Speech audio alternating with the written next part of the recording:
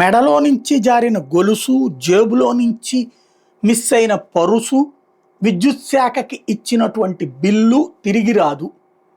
ఇది నానుడి వాస్తవం. ఎందుకంటే ఏదో ఒక కారణం చెప్పి విద్యుత్ శాఖ ఒక డబ్బులు వసూలు చేస్తే అది చచ్చినా రాకపోగా ఇదేదో దోచుకోవడానికి కొత్త మార్గం బాగుందని మరీ మరీ దోచేస్తున్నారు.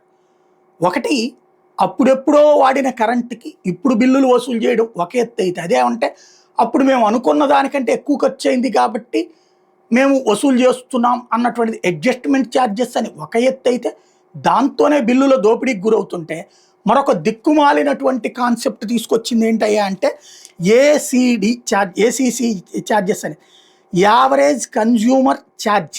ఇది ఏసీడీ ఛార్జెస్. ఇదేంటి, సగటు లెక్కేసి దాని కిందన ఛార్జ్ వసూలు చేస్తారంట.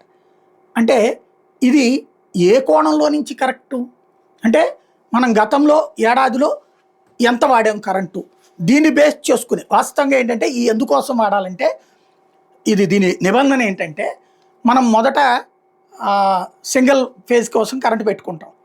ఆ తర్వాతన ఏసీలు గీసీలు పెట్టినప్పుడు 2 ఫేజ్ అన్నా ఉండాలా, ఆ ఫేజ్ ఉండాలి అంటే, లేదా దాన్ని నా కెపాసిటీ పెంచండి అని చెప్పేసి అప్లై చేసుకుంటే అప్పుడే ఛార్జీలు వసూలు చేస్తారు. లేదా ఆ ఏరియాలో ఉన్నటువంటి ఎలక్ట్రీషియన్ ఐడెంటిఫై చేసి, మీరు ఇట్లాగా పెరిగింది కదా పవర్ కన్జంప్షన్, కాబట్టి మీరు అప్గ్రేడ్ చేసుకోవాలి అంటే డబ్బులు వసూలు చేయడం, ఇది జరగాలి. ఒకవేళ అట్లా కాదనుకున్నప్పుడు విద్యుత్ శాఖే కనిపెట్టినప్పుడు ఇదిగో ఏసీడీ ఛార్జెస్ అని చెప్తే వాళ్ళ దగ్గర కట్టించుకోవడం ఫస్ట్ టైం కట్టించుకోవాలి.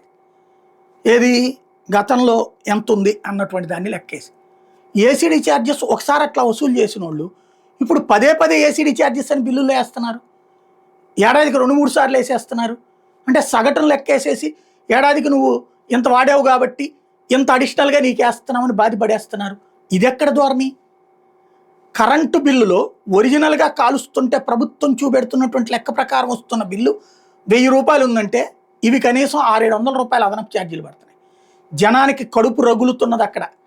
ప్రస్తుతం ప్రభుత్వాలను ఏం కోల్చలేకపోవచ్చు, కాకపోతే మండిపోతోంది కడుపులో, గుండెల్లో. ఎందుకంటే ఇది ప్రతి నెల కట్టకపోతే నువ్వు కరెంటు పీకేస్తావు, కానీ కట్టాలంటే గుండెల్లో రైళ్లు పరిగెడుతున్నాయి. కరెంటు బిల్లు చూస్తుంటే 10th క్లాస్ రిజల్ట్స్ చూసినటువంటి పిల్లల్లాగా కొట్టుకోవాల్సి వస్తుంది. తగ్గిందంటే పండగ చేసుకోవడం అవుతుంది. ఇది పరిష్కరిస్తారా, లేదా ఇట్లా దోచుకోవడం మా ఇష్టం అంటారా అన్నది ప్రభుత్వం ఆలోచించుకోవాలి.